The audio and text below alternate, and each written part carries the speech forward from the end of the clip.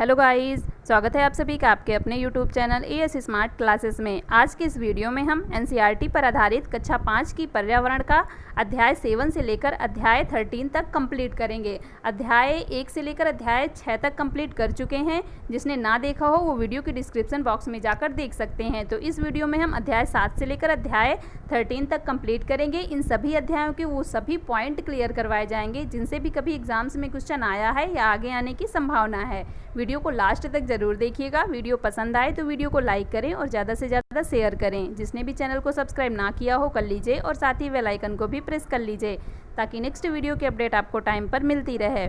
इस क्लास की पीडीएफ प्राप्त करने के लिए ये है हमारा व्हाट्सअप नंबर। इसमें अपना नाम और नंबर लिखकर सेंड कीजिए जिससे आपको हमारे व्हाट्सएप ग्रुप में ऐड कर दिया जाएगा और इसकी पीडीएफ आपको प्राप्त हो जाएगी। स्टार्ट करते हैं आज का टॉपिक।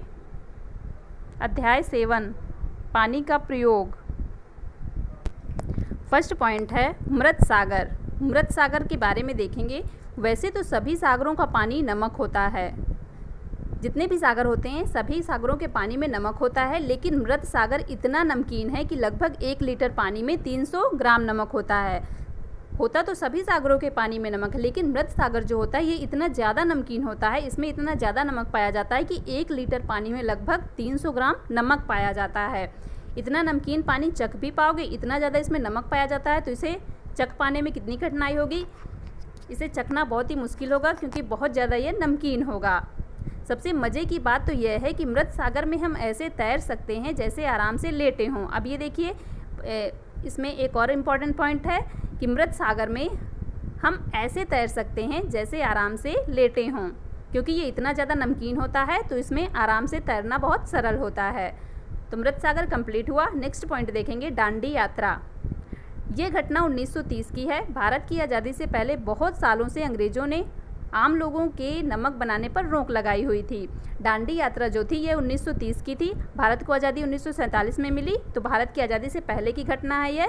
तो आज़ादी से पहले क्या था कि भारत देश में अंग्रेज़ों का कब्जा था, तो उन्होंने क्या किया था, लोगों के नमक बनाने पर रोक लगा दी थी। जो लोग अपने यूज के लिए नमक बना लेते थे उन पर रोक लगा दी थी और नमक पर भारी टैक्स भी लगा दिया था।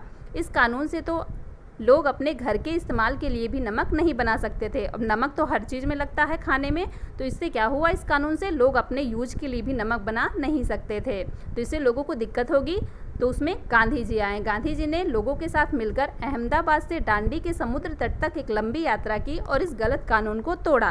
किसने तोड़ा? गांधी जी ने लोगों के साथ मिलकर कहाँ से यात्रा शुरू की थी? अहमदाबाद से दांडी के समुद्र तट तक एक लंबी यात्रा की और इस गलत कानून को तोड़ा। नेक्स्ट देखेंगे, नमक कैसे बनाया जाता है। समुद्र के पानी को ज़मीन पर क्यारियों में भर दिया जाता है। तेज़ धूप में पानी सूख जाता है और नमक के ढेर वहीं रह जाते हैं। समुद्र के तट पर बड़ी बड़ी क्यारियां बना दी जाती हैं और उसमें समुद्र के पानी को भर दिया जाता है। उसके बाद जब धूप निकलती है तो पानी जो होता है वह सूख जाता है और उसका जो नमक होता है वह नीचे रह जाता है। तो इसी तरह बनाया जाता है नमक। कंप्लीट हुआ अध्याय 7। अब नेक्स्ट अध्याय देखेंगे, अध्याय 8 मच्छरों की दावत। इसमें मच्छरों से फैलने वाली बीमारियों के बारे में बताया गया है। जैसे फर्स्ट पॉइंट है मलेरिया। मलेरिया मादा मच्छर एनाफिलिस से फैलता है। मलेरिया मच्छर से फैलता है। किस मच्छर से? मादा मच्छर एनाफिलिस से फैलता है। नेक्स्ट पॉइंट है मलेरिया की दवा। मलेरिया की दवा बहुत पुराने समय से सिनकोना पेड़ की छाल से बनाई जाती है। पहले तो लोग छाल को उबालकर और छानकर ही इस्तेमाल करते थे, लेकिन अब छाल से दवाई बनाते हैं। क्या दवा है मलेरिया की? सिनकोना पेड़ की छाल। पहले लोग जो थे वह सिनकोना पेड़ की छाल को उबालकर उसका इस्तेमाल करते थे, लेकिन अब क्या होता है, अब इस पेड़ की छाल से दवाई बनाई जाती है। तो सिनकोना पेड़ याद रखिएगा, मलेरिया की दवा सिनकोना पेड़ से बनाई जाती है। नेक्स्ट है माइक्रोस्कोप। माइक्रोस्कोप से एक चीज़ 1000 गुना बड़ी दिखती है। अब कुछ चीज़ें ऐसी होती हैं जो बहुत ही बारीक होती हैं, जिनको नंगी आंखों से देख पाना बहुत ही मुश्किल होता है, तो वहाँ पर हम माइक्रोस्कोप का यूज़ करेंगे। क्या होता है इससे? ये किसी चीज़ को 1000 गुना बड़ी करके दिखाता है, जिससे हम उस चीज़ को आसानी से देख सकते हैं। नेक्स्ट है अनीमिया। अनीमिया एक बीमारी होती है।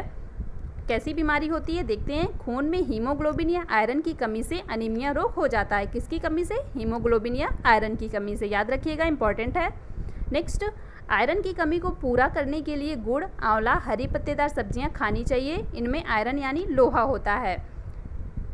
इंपॉर्टेंट है, देखिए, गुड़, आंवला, हरी पत्तेदार सब्जियां।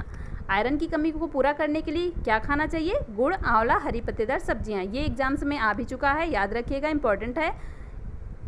ये जो तीनों चीज़ें होती हैं, गुड़, आंवला, हरी पत्तेदार सब्जियां, इनमें आयरन यानी लोहा होता है, तो ये इससे आयरन की पूर्ति हो जाती है और जो अनीमिया रोग जिसे होता है वह ख़त्म हो जाता है। नेक्स्ट देखेंगे, अनीमिया से ग्रसित बच्चों में शारीरिक और दिमागी तंदुरुस्ती पर असर होता है। इस कारण बच्चे ठीक से बढ़ नहीं पाते और उनमें फुर्ती भी कम होती है। जो कुछ पढ़ाया जाता है उसे समझने में भी परेशानी होती है। जिन बच्चों को अनीमिया होता है वह अच्छे से बढ़ नहीं पाते, उनका जो दिमागी तंदुरुस्ती होती है वह भी कमज़ोर होती है, फुर्ती भी कम होती है और कोई चीज़ समझने में उनको कठिनाई होती है। कंप्लीट हुआ अनीमिया, इम्पॉर्टेंट है, अच्छे से समझिएगा इसे। नेक्स्ट देखेंगे, मलेरिया, डेंगू, चिकनगुनिया से बचाव के तरीके। 3 बीमारियां हैं, मलेरिया, डेंगू और चिकनगुनिया। अब ये यहाँ पर एक पॉइंट ये भी नोट कर लीजिए कि ये तीनों ही मच्छरों के द्वारा फैलती हैं। तो यहाँ पर इन तीनों से बचाव के तरीके हम देखेंगे। फर्स्ट है, आसपास पानी इकट्ठा ना होने दें, गड्ढों को भर दें। आसपास पानी अगर इकट्ठा होगा तो उसमें मच्छरों का जन्म होगा और उससे ये बीमारियां फैलेंगी। तो पानी इकट्ठा ना होने दें, जो गड्ढे वड्ढे हों उनको भर दें। पानी के बर्तन, टंकी, कूलर साफ़ रखें, हर हफ्ते सुखाएं। अब जैसे कुछ लोग होते हैं कि कूलरों में पानी भर देते हैं और वह बहुत दिनों तक भरा रहता है, जिससे उसमें मच्छरों का जन्म हो जाता है और इसी से मलेरिया, डेंगू, चिकनगुनिया जैसी बीमारियाँ फैलती हैं। तो उसे समय समय पर साफ़ करते रहना चाहिए और सुखाते रहना चाहिए। नेक्स्ट देखेंगे, मच्छरदानी का इस्तेमाल करें, मच्छरों से फैलता है, मच्छरदानी का इस्तेमाल करेंगे तो मच्छर नहीं काटेंगे, जिससे बीमारियां नहीं होंगी। गड्ढों से भरे पानी में मिट्टी का तेल छिड़कें। अब गड्ढे में जहां पानी काफ़ी दिनों का भरा होता है वहां मच्छरों का जन्म होता है, तो वहां पर क्या करना चाहिए? मिट्टी का तेल छिड़कना चाहिए, जिससे जो मिट्टी का तेल होता है यह ऑक्सीजन की आपूर्ति को काट देता है और मच्छरों का जो प्रजनन होता है वह थम जाता है। नेक्स्ट पॉइंट देखेंगे, मच्छर पानी में अंडे देते हैं, जिन्हें लार्वे कहते हैं। ये भूरे से रंग के कीड़े पानी में तैरते रहते हैं। अब मच्छर जो पानी में अंडे देते हैं उनको क्या कहते हैं? लार्वे कहते हैं, याद रखिएगा। ये भूरे से रंग के होते हैं।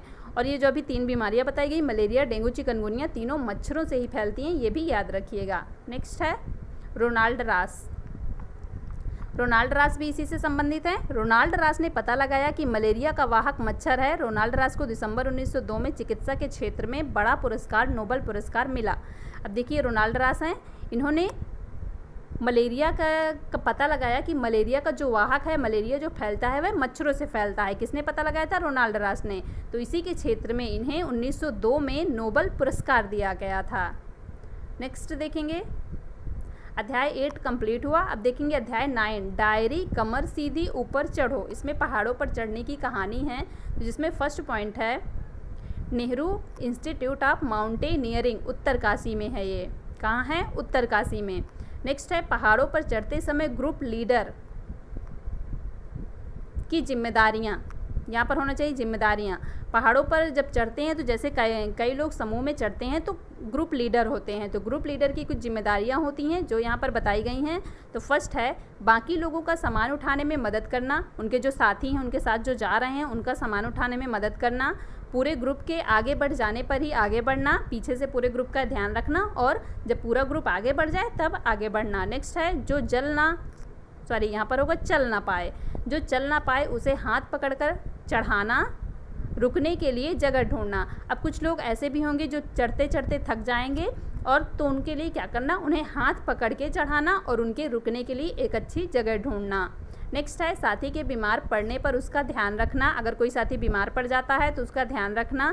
नेक्स्ट है, सबके खाने पीने का इंतजाम देखना। तो ये सभी होती हैं एक ग्रुप लीडर की जिम्मेदारियाँ। नेक्स्ट देखेंगे, मिज़ोरम में मिजो भाषा बोली जाती है। मिजो भाषा कहाँ बोली जाती है? मिज़ोरम में। आगे देखेंगे, पहाड़ों में चढ़ने से पहले सभी को नाश्ते में सुबह विटामिन सी और आयरन की गोलियों के साथ गरम गरम चॉकलेट वाला दूध दिया जाता है, ताकि ठंड से बचाव और ज़्यादा शक्ति मिले। क्या क्या दिया जाता है? विटामिन सी की और आयरन की गोलियां, साथ में गरम गरम चॉकलेट वाला दूध। क्यों दिया जाता है? जिससे ठंड से बचाव हो और ज़्यादा शक्ति मिले। नेक्स्ट देखेंगे, नदी पार करने के लिए एक किनारे से दूसरे किनारे तक मजबूत रस्सा बांधा जाता है। इन दोनों किनारों पर बड़े बड़े पिट आन या खूंटों से मजबूती से बांधा जाता है। क्या होता है कि जैसे मान लीजिए ये कोई नदी है तो इसके ये 2 किनारे हैं, तो दोनों किनारों में क्या किया जाएगा? एक बीच में रस्सा बांधा जाएगा, इधर एक खूंटा होगा, ये खूंटे को पिटान बोलते हैं, तो इधर एक खूंटा होगा और इधर एक खूंटा होगा। मजबूत खूंटे होने चाहिए ताकि वो उखड़े ना, अगर रस्सी उसमें बांध दी जाए। तो इन दोनों से रस्सी बांध दिया जाता है और फिर यहाँ से नदी पार की जाती है बीच से। आगे देखेंगे, कमर में रस्सी बांधकर उसमें स्लिंग, एक तरह का हुक डालकर स्लिंग को नदी पर बंधे मोटे रस्से में डाला जाता है। अब स्लिंग जो होता है एक तरह का हुक होता है, याद रखिएगा, स्लिंग एक तरह का हुक होता है और पिटॉन खूंटे होते हैं। तो रस्सी जो बांध दी जाती है उसमें स्लिंग एक तरह का हुक होता है, इसको कमर में रस्सी से बांधकर और उस हुक को इस रस्सी में फंसा दिया जाता है और फिर उसी से धीरे धीरे करके नदियाँ पार की जाती हैं। नेक्स्ट देखेंगे, रॉक क्लाइंबिंग। रॉक क्लाइंबिंग होता है, मतलब होता है इसका चट्टानों पर चढ़ना। नेक्स्ट पॉइंट है, चट्टानों से नीचे उतरने को पर्वतारोहण की भाषा में रैपलिंग कहते हैं। क्या कहते हैं? पर्वतारोहण की भाषा में चट्टानों से नीचे उतरने को रैपलिंग कहते हैं। नेक्स्ट देखेंगे, बछेंद्री पाल। इनके बारे में कई इंपॉर्टेंट पॉइंट है, सभी समझिएगा। जैसे फर्स्ट है, ये गढ़वाल के नाकुरी गाँव की रहने वाली हैं। बड़े होकर इन्होंने इंस्टीट्यूट ऑफ माउंटेनियरिंग में पहाड़ चढ़ने की ट्रेनिंग ली। अभी बताया गया इंस्टीट्यूट ऑफ माउंटेनियरिंग कहाँ है? उत्तरकाशी में। ये कहाँ की हैं? गढ़वाल के नाकुरी गांव की रहने वाली हैं। बड़े होकर इन्होंने इंस्टीट्यूट ऑफ माउंटेनियरिंग से पहाड़ों पर चढ़ने की ट्रेनिंग ली। ये देखिए हैं बछेंद्री पाल। नेक्स्ट इनका पॉइंट है इनके विषय में, इन्हें गाइड करने वाले थे ब्रिगेडियर ज्ञान सिंह। अब जैसे कोच होते हैं गाइड करने वाले, तो इन्हें जिन्होंने गाइड किया था उनका नाम था ब्रिगेडियर ज्ञान सिंह। नेक्स्ट पॉइंट है, 1984 में बछेंद्री को माउंट एवरेस्ट पर चढ़ने के लिए चुना गया। इन्होंने ट्रेनिंग ली ब्रिगेडियर ज्ञान सिंह से, इंस्टीट्यूट ऑफ माउंटेनियरिंग से। तो इसके बाद क्या हुआ? 1984 में इन्हें माउंट एवरेस्ट पर चढ़ने के लिए चुना गया। नेक्स्ट पॉइंट देखेंगे, बछेंद्री ने 23 मई 1984 को दिन के 1:07 पर 8900 मीटर ऊंची चोटी माउंट एवरेस्ट नेपाली नाम सागरमाथा पर कदम रखा। कब कदम रखा? 23 मई 1984 को, याद रखिएगा, 1:07 पर माउंट एवरेस्ट पर इन्होंने कदम रखा। माउंट एवरेस्ट का नेपाली नाम, इसको नेपाल में कहते हैं सागरमाथा। तो याद रखिएगा, इंपॉर्टेंट है। 23 मई 1984 1:07 पर कदम रखा। नेक्स्ट है, करीब 23 मिनट तक वह दुनिया की सबसे ऊंची चोटी पर रही। इसके साथ ही बछेंद्री पाल भारत की पहली और संसार की 5वीं ऐसी महिला बन गई जिन्होंने एवरेस्ट पर कदम रखा। भारत की पहली महिला हैं जिन्होंने एवरेस्ट पर कदम रखा था। कितने मिनट तक रही थी? 43 मिनट तक। नेक्स्ट देखेंगे, अध्याय 10 बोलती इमारतें।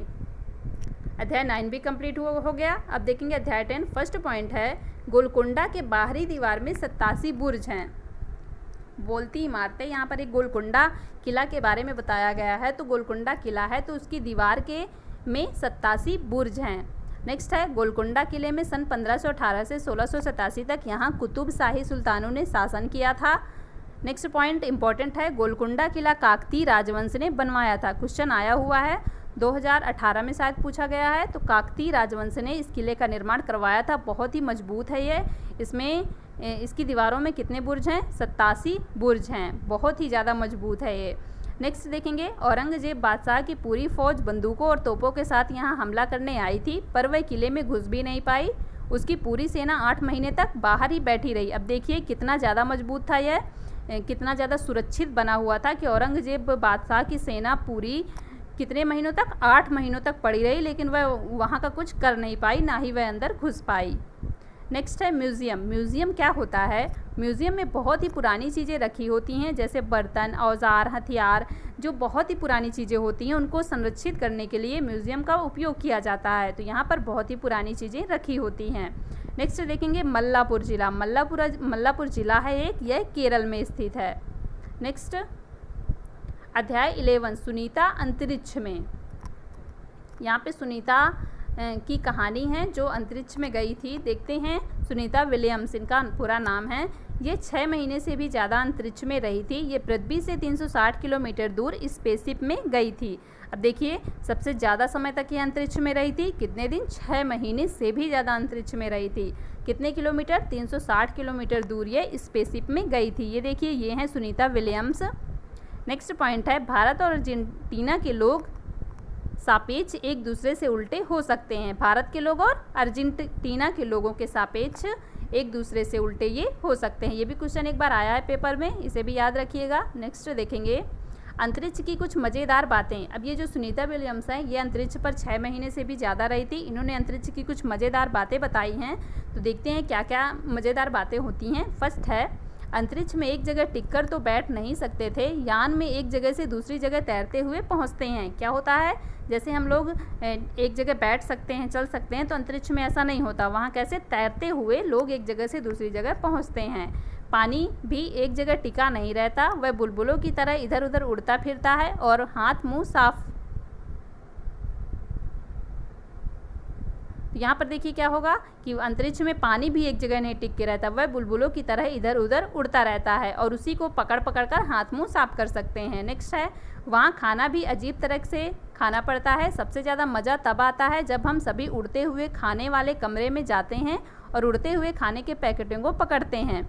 अब देखिए वहाँ पर कोई चीज़ें स्थिर नहीं रहती, सब तैरती उड़ती रहती हैं, तो खाना भी जो होता है वह भी उड़ता रहता है। खाने का एक कमरा है जहाँ पर जाकर उसको पकड़कर और उसको खाना पड़ता है। नेक्स्ट है, अंतरिक्ष में मुझे कंघी की ज़रूरत नहीं पड़ती, बाल हमेशा खड़े रहते हैं। सुनीता विलियम्स ये अंतरिक्ष की बातें बता रही हैं, तो वो कह रही थी कि अंतरिक्ष में जब सभी कुछ उड़ता रहता है तो बाल भी उड़ते हैं, तो वहाँ पर उन्हें कंघी की ज़रूरत नहीं पड़ी, बाल हमेशा खड़े रहते हैं, उड़ते रहते हैं। ये देखिए अंतरिक्ष की कुछ मज़ेदार बातें हुई। आगे देखेंगे, नेक्स्ट पॉइंट है, अब तारे अक्सर टिमटिमाते हैं। कोई चमकती चीज़ अगर तेज से गति से चलती दिखे तो उपग्रह हो सकती है। तारे जो होते हैं हमेशा टिमटिमाते रहते हैं, अगर कोई चमकती हुई चीज़ तेज़ी से गति करती दिखे तो वह उपग्रह हो सकती है। नेक्स्ट है, टूटता तारा या उल्का पिंड, वह होता है जो पृथ्वी के वायुमंडल में आते ही जल जाता है। टूटता तारा उल्का पिंड क्या होता है, जो पृथ्वी के वायुमंडल में आते ही जल उठता है। ये भी एक बार क्वेश्चन आ चुका है, इंपॉर्टेंट है, याद रखिएगा। सभी यहाँ पर इंपॉर्टेंट पॉइंट ही बताए जा रहे हैं, सभी इंपॉर्टेंट हैं, सभी को अच्छे से समझिएगा और याद रखिएगा। नेक्स्ट पॉइंट है, नील आर्मस्ट्रांग। सन 1969 में नील आर्मस्ट्रांग चांद पर उतरने वाले सबसे पहले व्यक्ति थे। ये देखिए, ये है नील आर्मस्ट्रांग। कब उतरे थे चांद पर? 1969 में चांद पर उतरने वाले ये सबसे पहले व्यक्ति थे, याद रखिएगा। आगे देखेंगे, अध्याय 12 खत्म हो जाए तो। यहाँ पर जैसे देखते हैं क्या क्या बताया गया है। फर्स्ट पॉइंट है, अहमदाबाद से लगभग 18 किलोमीटर दूर अडाजल की बावड़ी है। कहाँ पर है ये? अहमदाबाद से लगभग 18 किलोमीटर दूर। नेक्स्ट पॉइंट देखेंगे, तेल। अब यहाँ पे देखिए तेल के बारे में कई सारे इंपॉर्टेंट पॉइंट हैं, सभी इंपॉर्टेंट हैं। फर्स्ट है, ज़मीन से निकाला गया तेल गहरे रंग का गाढ़ा बदबूदार होता है। ये भी देखिए इंपॉर्टेंट है, कैसा होता है? गहरे रंग का होता है, गाढ़ा होता है और बदबूदार होता है। ज़मीन से जो तेल निकाला जाता है, तेल में सभी कुछ मिक्स होता है। यहाँ पर पेट्रोल, डीजल, इंजन ऑयल, सभी को तेल नाम दिया गया है। तो आगे देखेंगे, इसमें घुली मिली छुपी रहती हैं बहुत सारी चीज़ें। ज़मीन से जो तेल निकाला जाता है गहरे रंग का होता है, गाढ़ा होता है, बदबूदार होता है और इसमें बहुत सारी घुली मिली और छुपी हुई चीज़ें रहती हैं। इन चीज़ों को अलग अलग और साफ़ करने के लिए तेल को रिफाइनरी में भेजा जाता है। रिफाइनरी में तेल को साफ़ किया जाता है और उसको अलग अलग किया जाता है। इसी तेल से हमें मिलता है, क्या क्या मिलता है? Kerosene, diesel, petrol, engine oil, हवाई जहाज़ के लिए ईंधन, एलपीजी खाना पकाने की जो गैस होती है, मोम, कोल तार और ग्रीस, ये सभी चीज़ें हमें किससे मिलती हैं? तेल से, जो गहरे रंग का, गाढ़ा और बदबूदार होता है, याद रखिएगा। आगे से एक क्वेश्चन भी आएगा, लास्ट में हम करेंगे। प्रीवियस ईयर में जो भी क्वेश्चन इन चैप्टरों से पूछे गए हैं उन्हें लास्ट में हम करेंगे, देखेंगे कैसे क्वेश्चन पूछे जाते हैं, तो आगे उसको देखेंगे। नेक्स्ट है, प्लास्टिक और पेंट बनाने के लिए भी तेल का इस्तेमाल किया जाता है। नेक्स्ट, आज हमारे देश में लगभग 2/3 2/3 लोग उपले, लकड़ी, सूखी टहनियाँ आदि का इस्तेमाल करते हैं ईंधन के रूप में। उपले, लकड़ियाँ, सूखी टहनियाँ, इन चीज़ों का इस्तेमाल करते हैं। कितने लोग? 2/3 लोग, लगभग 2/3 लोग। नेक्स्ट चैप्टर देखेंगे, अध्याय 13 बसेरा ऊंचाई पर। फर्स्ट पॉइंट है इसमें, अंग्रेजी में लोनर का अर्थ होता है अकेला रहने वाला। क्या अर्थ होता है लोनर का? अकेला रहने वाला। नेक्स्ट पॉइंट है, ठंडा रेगिस्तान, लद्दाख। हमारे देश में ठंडा रेगिस्तान कहाँ है? लद्दाख में। फर्स्ट पॉइंट देखेंगे लद्दाख से संबंधित, यह इलाका सूखा, समतल और ठंडा रेगिस्तान है। कैसा है? सूखा है, समतल है, यहाँ बारिश बहुत कम होती है और ज़्यादा से ज़्यादा क्या है, यहाँ पर बर्फ़ से यह इलाका ढका रहता है। आगे देखिए, लद्दाख में बारिश बहुत कम होती है। यहाँ दूर दूर तक दिखते हैं बर्फ़ से ढके पहाड़ और सूखा ठंडा मैदान। ये देखिए दूर दूर तक यहाँ पर बर्फ़ से ढके पहाड़ और सूखा ठंडा मैदान दिखते हैं। तो यहाँ पर ज़्यादा से ज़्यादा बर्फ़ होती है, बारिश भी बहुत कम होती है और ये सूखा समतल और ठंडा रेगिस्तान है। लद्दाख में स्वागत को जूले जूले बोलते हैं। स्वागत को क्या बोलते हैं? जूले बोलते हैं। नेक्स्ट पॉइंट देखेंगे, लद्दाख के घरों की विशेषताएं। अब हमने पहले भी कक्षा 4 की एनसीईआरटी की जो पढ़ी थी उसमें भी बहुत सारे घरों की विशेषताएं, जैसे मनाली की, राजस्थान की और जम्मू कश्मीर की, ऐसे ही बहुत सारे घरों की विशेषताएं पढ़ी थी। यहाँ पर देखिए दिया है लद्दाख के घरों की विशेषताएं। सभी घरों की विशेषताएं बहुत ही इंपॉर्टेंट है। हर बार पेपर में 1-2 क्वेश्चन घरों की विशेषताओं से आ जाता है, तो ये भी इंपॉर्टेंट है। अच्छे से समझिएगा, इसमें कई पॉइंट हैं। फर्स्ट है, यहाँ घर 2 मंजिला होते हैं, पत्थरों को काटकर एक के ऊपर एक रखकर बने होते हैं। कितने मंजिला होते हैं घर? 2 मंजिला, पत्थरों को काटकर बनाए जाते हैं। याद रखिएगा, पहाड़ी इलाका है, पत्थरों को काटकर एक के ऊपर एक रखकर बने होते हैं।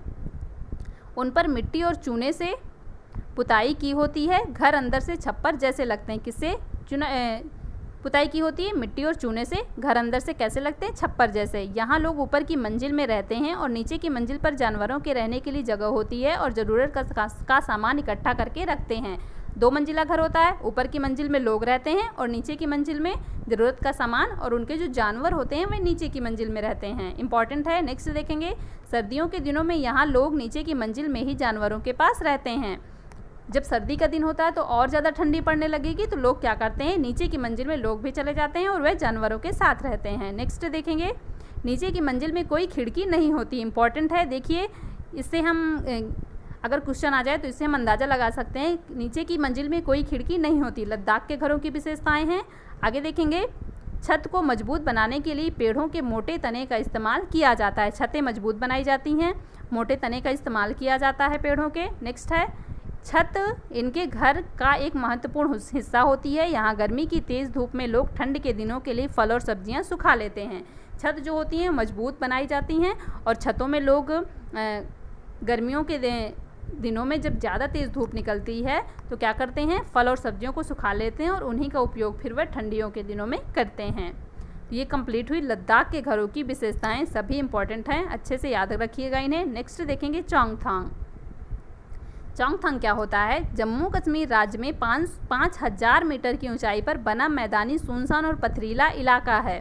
क्या है? 5000 मीटर की ऊंचाई पर है, जम्मू कश्मीर राज्य में। कैसा इलाका है? मैदानी, सुनसान और पथरीला इलाका है।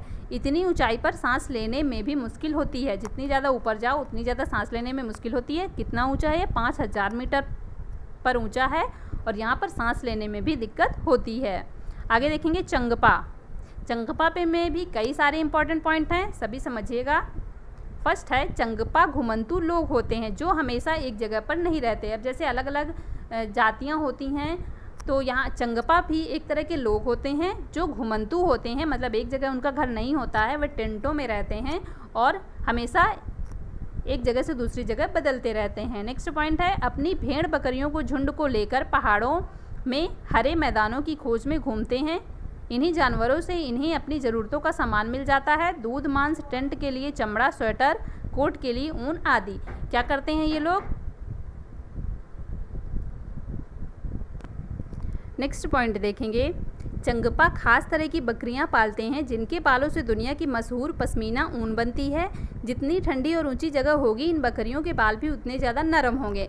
तो अब देखिए, जो चंगपा लोग होते हैं ये घुमंतू होते हैं, एक जगह पर नहीं रहते हैं, जगह बदलते रहते हैं, हरे मैदानों की खोज में रहते हैं और ये विभिन्न जानवरों को पालते हैं, भेड़ बकरियों को पालते हैं, जिससे क्या होता है, इनकी ज़रूरत का जो सामान होता है उन्हीं से मिल जाता है, जैसे दूध, मांस, टेंट के लिए चमड़ा, स्वेटर, कोट आदि। ये सभी चीज़ें इन्हीं जंतुओं से प्राप्त हो जाती हैं और ये एक खास तरह की बकरियां पालते हैं जिससे दुनिया की मशहूर पश्मीना ऊन बनाई जाती है। आगे बताएंगे पश्मीना ऊन के बारे में। तो क्या होता है, पश्मीना ऊन बनाई जाती है। ये जो बकरियां होती हैं खास तरह की, जितनी ज़्यादा ऊंचाई पर या जितनी ज़्यादा ठंडी जगह पर रहेंगी उनके बाल उतने ही मुलायम, नरम होंगे और जितने ज़्यादा मुलायम होंगे उतनी ही मुलायम पश्मीना ऊन होगी। आगे देखेंगे, ये लोग अपना पूरा घर और सामान घोड़ों और याक पर लाद कर घूमते हैं। जब आगे बढ़ना हो तो ये सिर्फ 2.5 घंटे में अपना डेरा समेट कर निकल पड़ते हैं। जहाँ पर इनको ठीक लगा वहाँ पर ये लोग अपना डेरा जमा लेते हैं और फिर क्या करते हैं, अगर इनको जब अगर आगे बढ़ना हुआ तो 2.5 घंटे में ही ये लोग अपना डेरा समेट लेते हैं। ये अपने टेंटों को रैबो कहते हैं। अब जब ये लोग घुमंतू लोग हैं तो ये खुले में तो रहते नहीं होंगे, ये लोग अपने टेंट भी बनाते होंगे, तो इनके टेंट को क्या कहते हैं? रैबो कहते हैं। जहाँ पर ये लोग रहते हैं टेंट बनाकर, उसको रैबो कहते हैं। नेक्स्ट पॉइंट है, याक के बालों से बुनाई करके चंगपा पट्टियाँ बनाते हैं, जिन्हें सिलकर जोड़ लेते हैं। ये मजबूत व गर्म होती हैं। याक जो होते हैं उनके बालों से बुनाई करके ये लोग पट्टियाँ बना लेते हैं और उसी से अपने टेंट को बनाते हैं, जिससे ठंडी जो जगह होती है वहाँ पर इनको रहने में आसानी होती है। ये पट्टियाँ जो होती हैं बहुत मजबूत और गर्म होती हैं, जिससे ठंडी से इनका बचाव होता है। नेक्स्ट देखेंगे, रैबो के पास ही भेड़ बकरियों को रखने के लिए जगह भी बनी होती है। इसे चंगपा लेखा कहते हैं। अब अपने रहने के लिए तो जगह बना ही लिए, टेंट बना लिए, और जो उनके साथ जानवर हैं उनके रहने के लिए भी जगह चाहिए, तो ये लोग क्या बनाते हैं? उसके लिए लेखा बनाते हैं। भेड़ बकरियों के रहने के लिए जो जगह बनते हैं उसे ये लोग लेखा कहते हैं। लेखा की दीवारें पत्थरों और चट्टानों को एक दूसरे के ऊपर रखकर बनाते हैं। तो ये कंप्लीट हुआ रैबो, लेखा, और 2.5 घंटे में अपना डेरा समेट लेते हैं। अब आगे देखेंगे, दुनिया की मशहूर पश्मीना। पश्मीना साल में 6 स्वेटरों के बराबर गर्मी होती है। इतनी गर्म पर मोटी बिल्कुल भी नहीं। पश्मीना ऊन से बनाई जाती है। पश्मीना साल, ये देखिए यहाँ पर दिखाया भी गया है। तो ये जो साल होती है बहुत ही पतली होती है और इसमें 6 स्वेटरों के बराबर गर्मी होती है। अगर हम मान लीजिए 6 स्वेटर पहन लें तो वह एक पश्मीना साल के बराबर होगी। नेक्स्ट है, यह पश्मीना पहाड़ी बकरी की एक खास नस्ल से बनता है, जो लगभग 5000 मीटर की ऊंचाई पर रह सकती है। पश्मीना ऊन किससे बनाई जाती है? एक खास प्रकार की बकरी से, जो कितने मीटर ऊंची? 5000 मीटर ऊंचाई पर रह सकती है। इंपॉर्टेंट है, याद रखिएगा। 6 स्वेटरों के बराबर गर्मी होती है, ये भी याद रखिएगा। नेक्स्ट, ये सर्दियों में तापमान लगभग 0 डिग्री सेंटीग्रेड से भी बहुत कम, लगभग -40 डिग्री सेंटीग्रेड तक चला जाता है। अब मान लीजिए कितनी ज़्यादा सर्दी होगी अगर तापमान माइनस में चला जाएगा। नेक्स्ट, इतनी सर्दी से बचने के लिए बकरियों के शरीर में बहुत बारीक और नरम बाल उगाते हैं, जो गर्मियों में झड़ जाते हैं। इन्हीं से बनाई जाती है पश्मीना साल। अब इतनी ज़्यादा सर्दी होती है तो वह बकरियां जो होंगी उसके प्रति उनका कुछ अनुकूलन होगा, तो उनके शरीर पर बहुत ही बारीक बाल उगाते हैं और गर्मियों में ये बाल झड़ते हैं, तो क्या होता है? इन्हीं से पश्मीना ऊन बनाई जाती है। आगे देखेंगे, इनके बाल इतने पतले होते हैं कि इनके 6 बाल मिलाकर हमारे सिर के एक बाल की मोटाई के बराबर होंगे। अब हमारे सिर का एक बाल जितना मोटा होता है उतने हम ये जो बकरियां होती हैं खास नस्ल की, इनके 6 बालों के बराबर हमारे सिर का एक बाल होता है। तो सोचिए कितना पतला हो सकता है इनका बाल। नेक्स्ट है, पश्मीना साल को हाथों से बुना जाता है। इनकी बुनाई करने के लिए खास बुनकर होते हैं। अब इनके बाल इतने ज़्यादा पतले होते हैं कि इसको मशीन से बुनाई बहुत कठिन होती है, तो इसीलिए इसको हाथ से बुना जाता है और इसकी बुनाई के लिए एक खास तरह के बुनकर होते हैं। नेक्स्ट है, एक पश्मीना साल को बुनने में 250 घंटे का समय लगता है। बहुत ही बारीक होता है, तो इसीलिए वो जो साल बनता है वह बहुत पतला बनता है, तो इसको कितना समय लगता है? लगभग 250 घंटे का समय लगता है। ये भी याद रखिएगा, इंपॉर्टेंट है, आ भी चुका है पेपर में।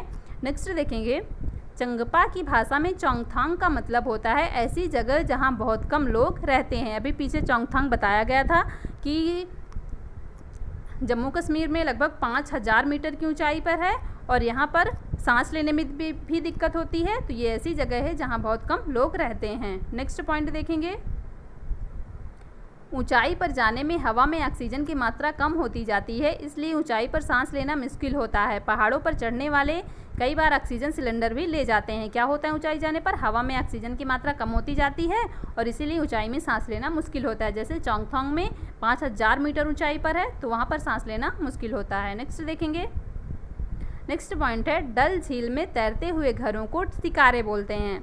अब झीलों में, पानियों में कुछ घर ऐसे होते हैं तैरते रहते हैं, तो डल झील में जो घर तैरते हैं उनको सिकारे बोलते हैं, याद रखिएगा। नेक्स्ट पॉइंट है, कश्मीरी लोग अपने खाने के लिए रोटी घर में नहीं बनाते, इसे दुकान या बेकरी से खरीदते हैं। इसलिए कश्मीर के हर गली के कूचे में दिखती है एक बेकरी। ये देखिए बेकरी है, तो कश्मीर के हर गली और कूचे में एक बेकरी होती है, क्योंकि यहाँ के जो लोग होते हैं रोटी कभी घर में नहीं बनाते, उसको हमेशा खरीदते हैं दुकानों से या बेकरी से।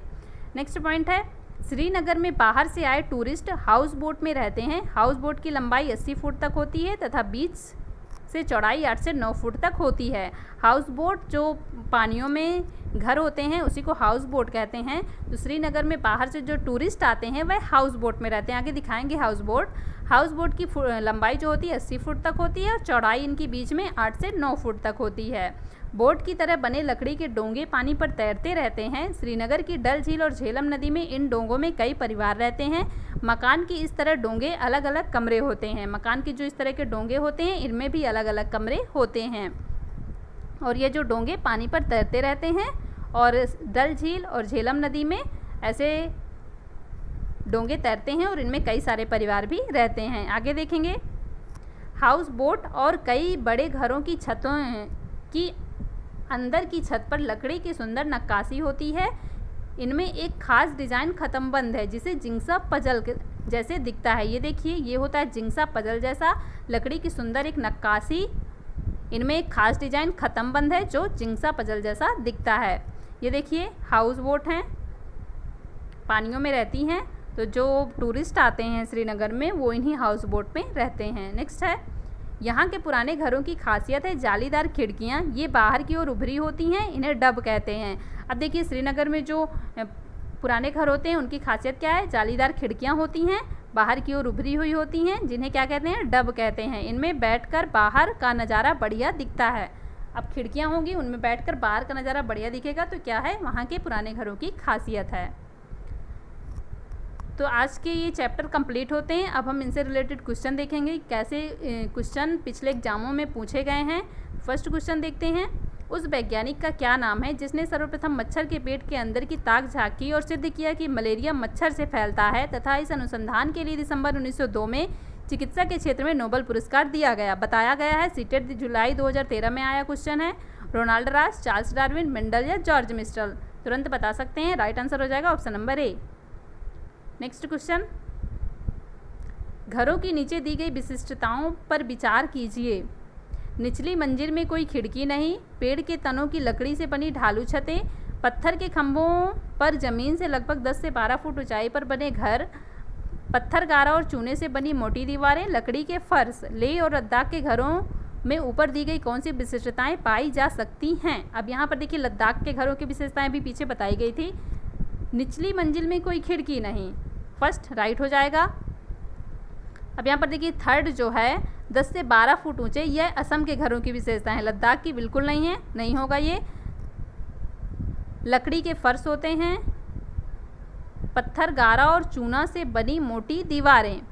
तो देखिए, इसका जो राइट आंसर होगा वह होगा ऑप्शन नंबर डी, 1, 4 और 5। 1, 4 और 5 ये तीनों ही विशेषताएं लद्दाख के घरों की हैं, जबकि ये दोनों लद्दाख के घरों की विशेषताएं नहीं है। तो राइट आंसर है ऑप्शन नंबर डी। देखिए, ऐसे कई पॉइंट करके घरों की विशेषताओं में पूछता है, तो जितने भी पॉइंट हैं सारे पॉइंट हमें क्लियर होने चाहिए। अगर एक भी पॉइंट क्लियर नहीं होगा तो हमसे यहाँ पर गलती हो सकती है। आगे देखेंगे, मृत सागर क्या है? ये भी क्वेश्चन देखिए आया हुआ है फरवरी 2014 में। ऐसा सागर जिसका पानी जहरीला होता है, ऐसा सागर जो सभी महासागरों व सागरों से ज़्यादा नमकीन है, ऐसा सागर जिसमें ज्वार भाटे बहुत तीव्र गति से आते हैं, ऐसा सागर जिसमें जहाज चलाना खतरनाक है। राइट आंसर है ऑप्शन नंबर बी। बताया गया है कि मृत सागर ऐसा सागर होता है जिसका पानी सभी सागरों में महासागरों से सबसे ज़्यादा नमकीन है। इसके 1 लीटर पानी में लगभग 300 ग्राम नमक पाया जाता है। इसमें ऐसे तैरते हैं लोग जैसे आराम से लेटे हों, इस मतलब इसमें तैरना बहुत आसान होता है। नेक्स्ट, भारत में ठंडे रेगिस्तान मानसून से प्रभावित क्यों नहीं होते हैं? ठंडे रेगिस्तान बहुत ऊंचाई पर हैं। ठंडे रेगिस्तान में गर्म गर्मियाँ और बेहद ठंडी सर्दियाँ होती हैं। ठंडे रेगिस्तान हिमालय की वृष्टि छाया में होते हैं। ठंडे रेगिस्तानों में हवा बहुत कम होती है। तो देखिए, इसका जो राइट आंसर होगा ऑप्शन नंबर सी। भारत में जो ठंडे रेगिस्तान है वह हिमालय की वृष्टि छाया प्रदेश में है, जिससे ठंडे जो रेगिस्तान है वे मानसून से प्रभावित नहीं होते हैं। नेक्स्ट क्वेश्चन, टूटता तारा उल्का है? ये भी क्वेश्चन आया हुआ है 2011 में। उल्काब जो पृथ्वी के वायुमंडल में प्रवेश करते ही आग पकड़ लेता है। अभी पीछे बताया गया है कि आग पकड़ लेता है, पर आगे भी देख लेते हैं। एक समान गति से चलने वाला तारा, एक चमकता पिंड जो वायुमंडल में एक समान गति से चलता है, एक तारा जिसके सिर पर पूंछ होती है। तो इसका राइट आंसर होगा ऑप्शन नंबर ए। उल्काब जो पृथ्वी के वायुमंडल में प्रवेश करते ही आग पकड़ लेता है वह होता है टूटका तारा या उल्का पिंड। नेक्स्ट क्वेश्चन, रक्त की जांच द्वारा किसकी उपस्थिति में मलेरिया की पहचान होती है? अब बताया गया था कि मलेरिया किसके द्वारा फैलता है? मादा मच्छर एनोफिलीज से फैलता है। तो लाल रक्त कोशिकाओं में मच्छर के अंडे, लाल रक्त कोशिकाओं में मलेरिया परजीवी प्लाज्मोडियम, रक्त में क्षतिग्रस्त यकृत कोशिकाएं, रक्त में मच्छर के लार्वे। तो मलेरिया की उपस्थिति का जो पहचान होती है वह होती है लाल रक्त कणिकाओं में मलेरिया परजीवी प्लाज्मोडियम की उपस्थिति से। अगर लाल रक्त कोशिकाओं में प्लाज्मोडियम उपस्थित है तो उससे पता चलेगा कि इस व्यक्ति को मलेरिया है। Right answer option number B. Next question, निदान के पश्चात कोई डॉक्टर किसी रोगी से कहता है कि उसके खून में हीमोग्लोबिन की कमी है, तो रोगी को आयरन की कमी को पूरा करने के लिए क्या खाना चाहिए। अब हीमोग्लोबिन या आयरन की कमी का रोग बताया गया था, उसके लिए क्या खाना चाहिए ये भी बताया गया था। अनीमिया रोग होता है, इससे क्या खाने के लिए बताया गया था, गुड़, आंवला और हरी पत्तेदार सब्जियां। अब देखिए किसमें है, ऑप्शन नंबर ए इसका राइट हो जाएगा। नेक्स्ट क्वेश्चन, पहाड़ों पर चढ़ते समय ग्रुप लीडर की जिम्मेदारी निम्न में से क्या होती है। अब ये भी बताया जा चुका कई सारी जिम्मेदारियां। तो फर्स्ट है यहाँ पर पूरे ग्रुप के आगे बढ़ जाने पर ही आगे बढ़ना, राइट है। जो चल ना पाए उसे छोड़ देना, बिल्कुल गलत है। उसको साथ में लेकर उसका हाथ पकड़कर चलवाना, उसके लिए रुकने की कोई सही जगह ढूंढना, साथी के बीमार पड़ने पर उसका ध्यान रखना, ये भी राइट है। तो इसका 1 और 3 राइट हो जाएगा। राइट आंसर हो जाएगा option number D. Next question, Golconda किला किसने बनवाया था। 2018 में देखिए आया था। पल्लव राजवंश, चोल राजवंश, चालुक्य राजवंश या काकतीय राजवंश। बताया गया अभी पीछे, काकतीय राजवंश ने गोलकुंडा किला बनवाया था। बहुत ही ज़्यादा मजबूत था ये, इसमें 87 बुर्ज थे। नेक्स्ट क्वेश्चन देखते हैं, दुनिया की मशहूर पश्मीना साल में स्वेटरों के बराबर गर्मी होती है तथा इसकी बुनाई में इतने घंटे का समय लगता है। तब यहाँ पर देखिए कितने स्वेटरों के बराबर बताई गई थी, 6 स्वेटरों के बराबर, और घंटे कितने बताए गए थे, 250। अब यहाँ पर देख लीजिए 6 और 250 किस में है, राइट आंसर हो जाएगा ऑप्शन नंबर ए। नवंबर 2012 में आया हुआ क्वेश्चन है, वहाँ पर तो ऑप्शन कुछ रॉन्ग दिए थे लेकिन यहाँ पर हमने राइट कर दिया है। इसका राइट आंसर है option number A. Next question, Warli एक पारंपरिक कला है, वर्ली का संबंध किस राज्य से है। महाराष्ट्र, उड़ीसा, राजस्थान, बिहार। तो वर्ली का संबंध जो है वह है महाराष्ट्र से। राइट आंसर हो जाएगा option number A. Next question, Aarti एक पोस्टर पर एक बीमारी की रोकथाम से संबंधित निम्नलिखित सावधानियां पढ़ती है। कौन कौन सी सावधानियां, आसपास पानी को जमा ना होने दें, पानी के बर्तनों, टंकियों, कूलरों को साफ रखें, यदि कुछ जगहों पर पानी इकट्ठा हो जाता है तो तेल का छिड़काव करें, स्वयं के बचाव के लिए जाली का प्रयोग करें। तो ये जो सावधानियां हैं ये किससे संबंधित है, मलेरिया से, हैजा से, टाइफाइड से, एनीमिया से बताई गई थी। इसका राइट आंसर होगा ऑप्शन नंबर ए, मलेरिया। ये सभी सावधानियां मलेरिया, चिकनगुनिया, डेंगू, इन बीमारियों से संबंधित है। तो यहाँ पर मलेरिया दिया है तो राइट आंसर हो जाएगा option number A. Next question, mount Everest भाग है नेपाल का, म्यांमार का, भारत का, तिब्बत का। तो माउंट एवरेस्ट जो भाग है वह है नेपाल का। Right answer option number A. Next question, निम्नलिखित में से कौन सा चांद की सतह की विशेषताओं के बारे में सबसे अच्छा वर्णन करता है। हवा नहीं, गुरुत्व नहीं, समतल सतह, पानी नहीं, पर्याप्त हवा, ऊंचे पहाड़, पानी नहीं, गहरे गह्वर, ऊंचे पहाड़, हवा नहीं, गुरुत्व नहीं, पानी नहीं। इसका राइट आंसर जो होगा ऑप्शन नंबर सी। चांद की सतह की विशेषताओं का जो सबसे अच्छा वर्णन है वहाँ पानी नहीं है, गहरे गहरे गह्वर हैं और ऊंचे ऊंचे पहाड़ हैं। Right answer option number C. Next question, petrol के सही अभिलक्षण हैं। अब तेल के बारे में बताया गया था, क्या होता है, अच्छी गंध का, पतला, नीला, रंगीन द्रव, बिल्कुल गलत है, गाढ़ा होता है, बिना गंध का, गाढ़ा, गहरे रंग का तेल, बदबूदार, गाढ़ा, गहरे रंग का तेल, बदबूदार, पतला, पीला था। राइट आंसर इसका होगा ऑप्शन नंबर सी, बदबूदार, गाढ़ा, गहरे रंग का तेल बताया गया था पीछे। नेक्स्ट देखेंगे, निम्नलिखित में से क्या पेट्रोलियम से प्राप्त नहीं होता है, कोयला, डीजल, मोम, ग्रीस। अब पीछे बताई गई थी तेल से जो जो प्राप्त किया जाता है, तो वहाँ पर डीजल भी बताया गया था, ग्रीस भी बताया गया था और मोम भी बताया गया था। बताया क्या नहीं गया था, कोयला। कोयला जो होता है ये पेट्रोलियम से प्राप्त नहीं किया जाता। तो right answer option number A. Next question, निम्नलिखित में से मच्छरों द्वारा फैलने वाले रोगों का समुच्चय है। मच्छरों द्वारा कौन कौन से रोग फैलते हैं बताया गया है, डेंगू, मलेरिया, चिकनगुनिया, मियादी बुखार, हैजा, chikungunya, malaria, HIV AIDS, dengue, HIV AIDS, हैजा, डेंगू। इसका जो राइट आंसर है वह है option number A, dengue, malaria, chikungunya.